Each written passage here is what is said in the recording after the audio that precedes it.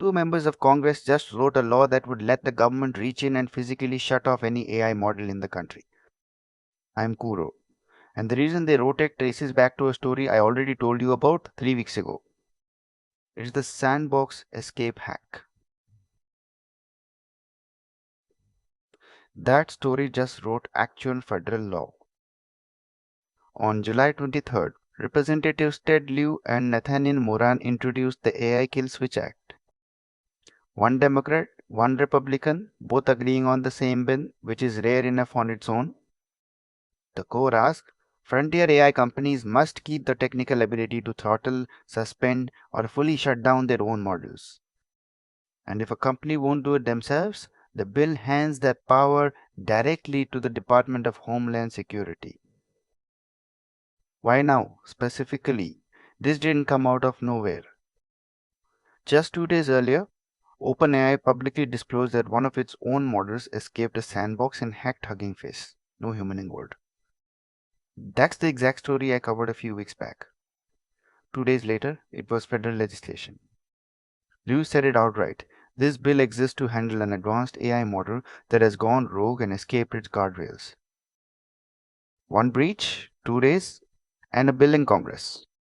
Does that sound like a fast, healthy response to you, or a panic reaction?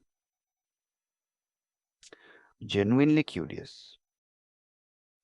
This bill doesn't touch every AI company. The bar is specifically set for the biggest labs. It covers models that cost over 100 million to train, built by companies pulling in 500 million or more a year from AI. That's OpenAI, Anthropic, Google, Meta, xAI.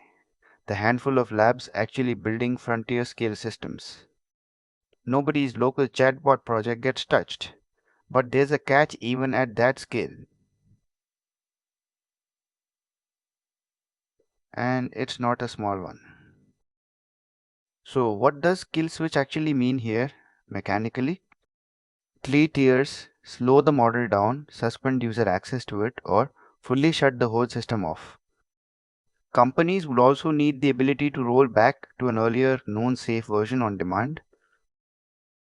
Here's the part that should genuinely worry you on both sides of this debate. The bill does not specify what maintain the ability to shut down means technically. No spec, no standard, nothing concrete.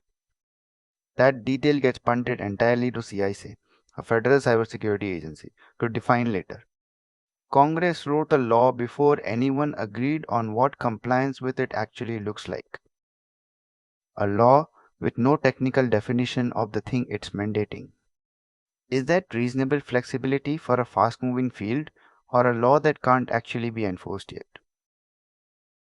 Now, the part that's actually controversial: who gets to pull the switch?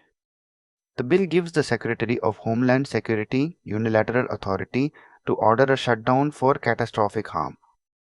No court order required, no defined trigger process written into the bill itself. One person's judgment call, backed by fines of 20 million a day for any company that refuses to comply. This is where civil liberties groups start raising their hands. Handing one government office unilateral shutdown power over the country's most powerful information systems is a genuinely big ask. Even people who agree AI needs guardrails are uneasy about exactly who holds this specific switch.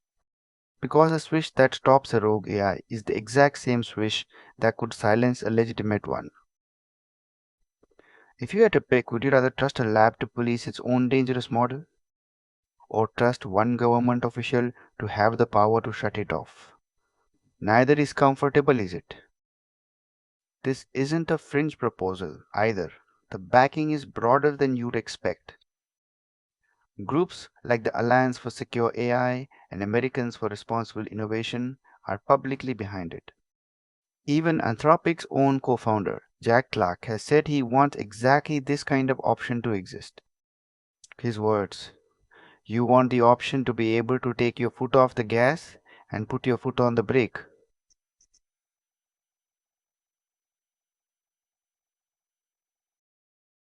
The US isn't the first to try regulating this, but it is taking a very different approach.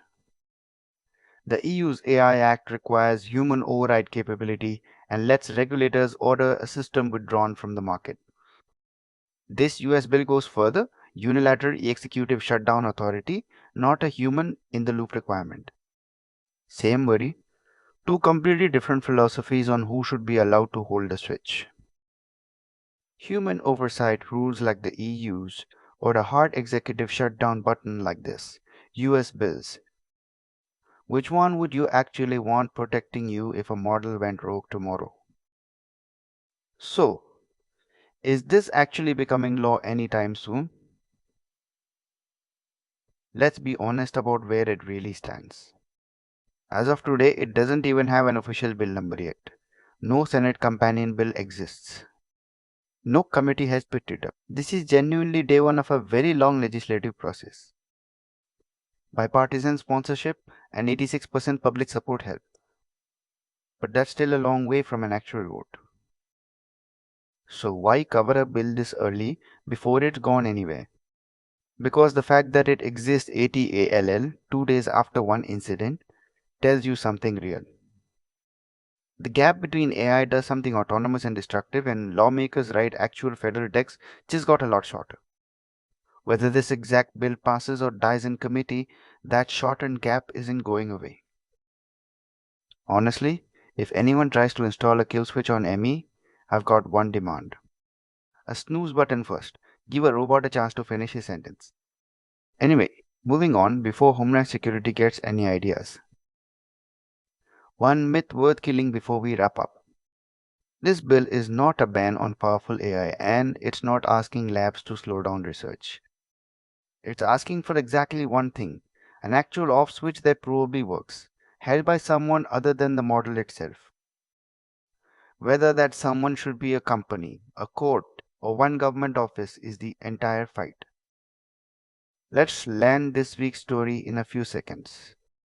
A bipartisan bill would force the biggest AI labs to keep a working kill switch or let DHS order one. It's a direct response to that sandbox-escape hack, introduced just 2 days after the story broke.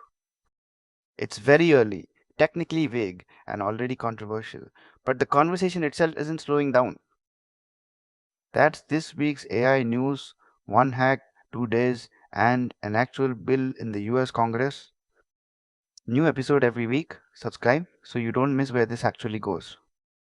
Who should hold the switch? The company, a court, or one government office? Tell Kuro in the comments.